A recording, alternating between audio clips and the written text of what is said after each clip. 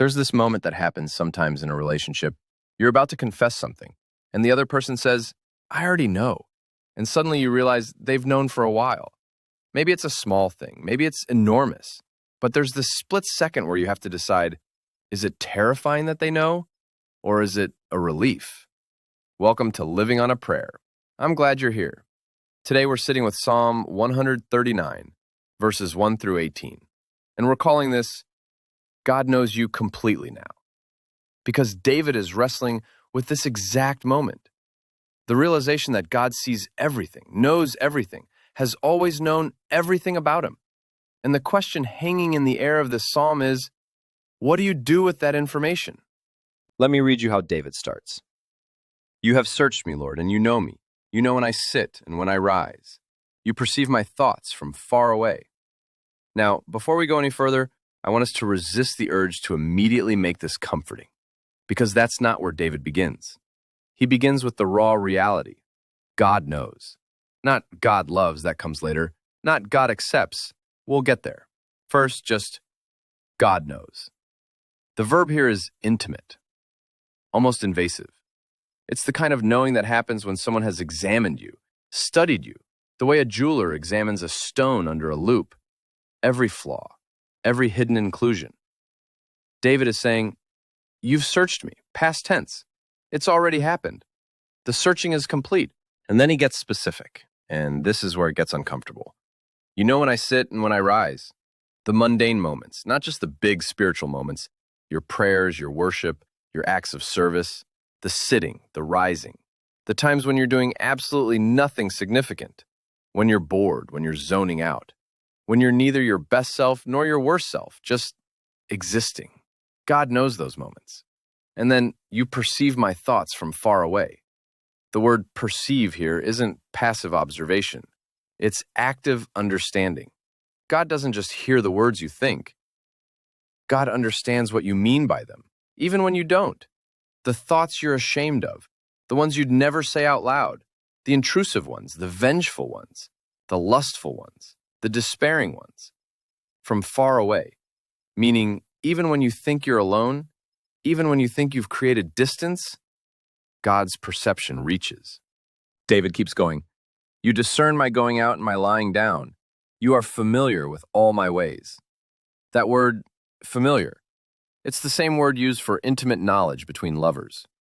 God isn't just aware of your ways, God is familiar with them, knows the patterns, knows what you're going to do before you do it because God has watched you do it 1,000 times before, knows which lies you tell yourself, which corners you cut, which compromises you make when you think no one's looking.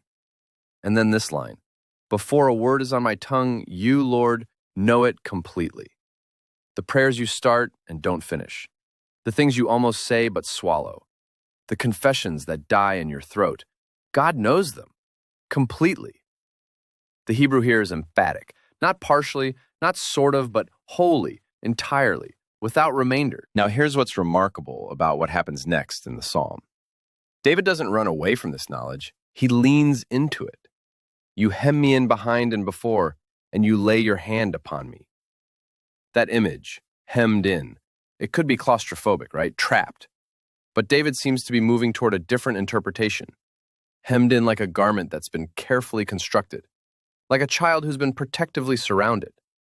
The hand laid upon him isn't pushing down, it's resting.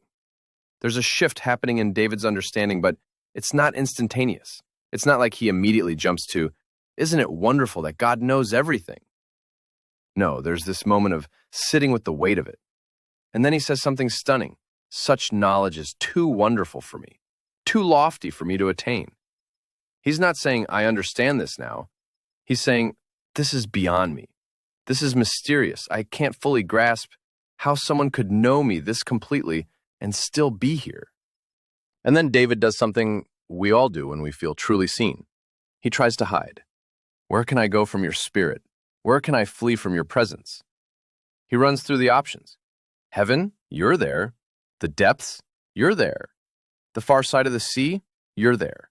Even in darkness, maybe especially in darkness, you're there. David's not being poetic here. He's being desperate. He's cataloging escape routes and finding them all blocked. But notice what he discovers in verse 10. Even there, your hand will guide me. Your right hand will hold me fast. The same hand that knows him completely is the hand that guides him. The same presence he tried to flee from is the presence that holds him. This is the turn. This is where David realizes that being known by God and being held by God are the same thing. I had a friend once who grew up in a house where she had to hide everything. Hide her mistakes, her questions, her doubts, her real feelings. She got very good at it. Built an entire personality around being what other people needed her to be. And then one day she met someone who just saw her, really saw her. And it was terrifying. Her first instinct was to run, because being seen meant being vulnerable. And being vulnerable meant the possibility of rejection.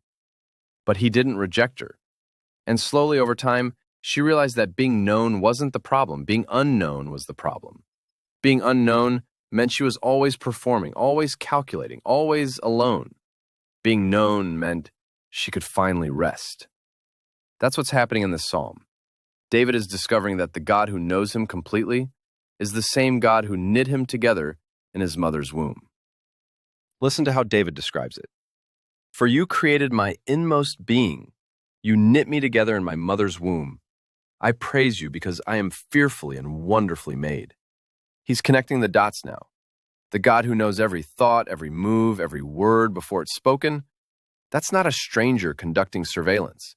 That's the artist who made him, who chose every detail deliberately. Fearfully and wonderfully made. Fearfully here doesn't mean afraid. It means with awe, with reverence.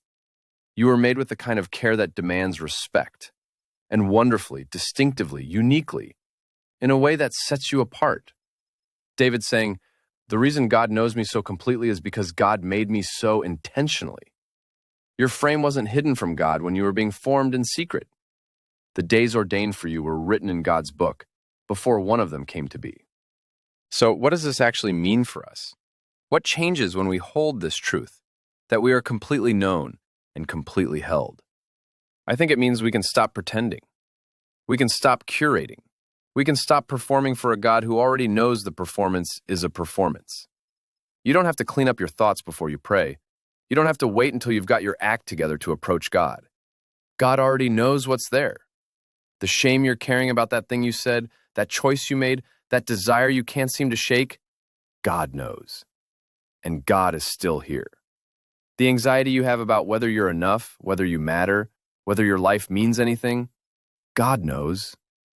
And God still calls you fearfully and wonderfully made. This doesn't mean everything you think and feel and do is fine. It means you don't have to hide it to be loved. David ends the psalm with this prayer. Search me, God, and know my heart. Test me, and know my anxious thoughts. See if there is any offensive way in me, and lead me in the way everlasting.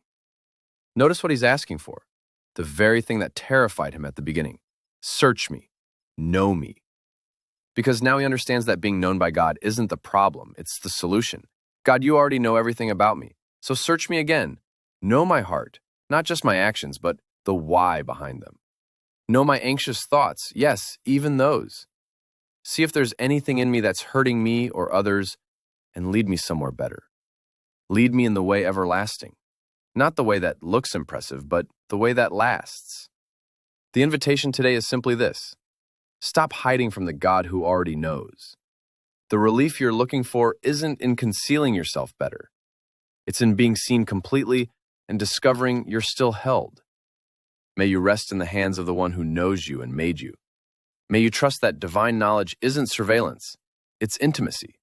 And may you live with the freedom that comes from having nothing left to hide. Until next time, friends, may God's grace and peace be with you.